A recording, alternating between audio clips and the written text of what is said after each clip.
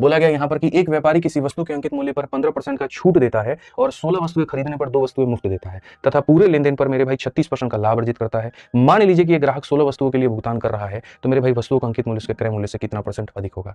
अब ये आ गया थोड़ा सा एक तगड़ा सवाल, ठीक है। बहुत सारे आसान सवालों के बीच में एक बढ़िया क्वेश्चन, बेहतरीन क्वेश्चन मेरे भाई। कैसे बनाएंगे आप इसको, यहाँ देखिए। जब भी तुम्हारे सामने ऐसा हो कि तुमने किसी वस्तु के ऊपर में पहले तो तुमने डिस्काउंट दिया, फिर उसके बाद में मेरे भाई यहाँ पर एक और डिस्काउंट दिया, फिर उसके बाद में तुम प्रॉफिट भी कमा रहे हो, तो कैसे पॉसिबल हो गया? दो डिस्काउंट के बाद में कोई भी इंसान कैसे प्रॉफिट कमा सकता है?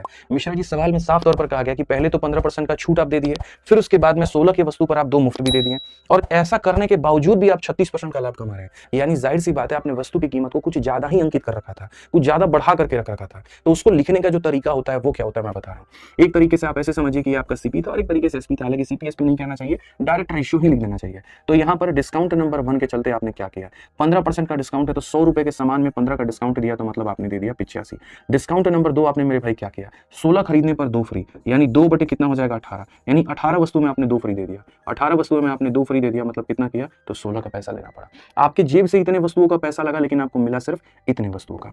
अब ये जब 2 डिस्काउंट दे दिया ना, तो उसके बाद में आपको क्या मिलता है, उसके बाद में आपको मिलता है प्रॉफिट। और प्रॉफिट कैसे मिलता है, तो आपको 36% का, यानी 100 रुपए के सामान के लिए आपको 136 रुपए मेरे भाई मिलते हैं। तो ये कब हुआ, ये तभी हुआ, एक डिस्काउंट दिया, 2 डिस्काउंट दिया, तभी हुआ जब यहाँ पर तुमने मार्केट प्राइस की कीमत को बढ़ा दिया।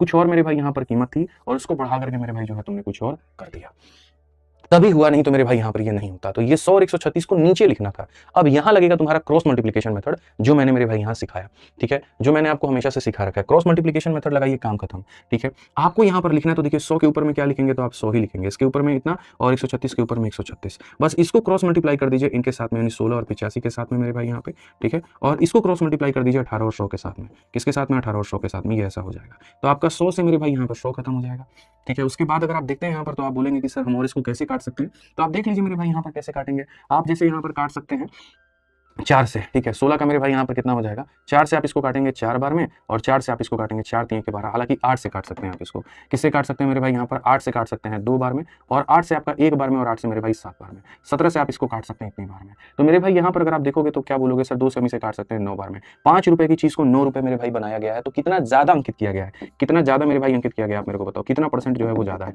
5 रुपए की चीज 9 रुपए में अंकित की गई, 4 ज्यादा, कितने के ऊपर में, 5 के ऊपर में, इंटू कितना 100, तो 4/5 मेरे भाई कितना होता है, 80% होता है। ऑप्शन नंबर बी आंसर है।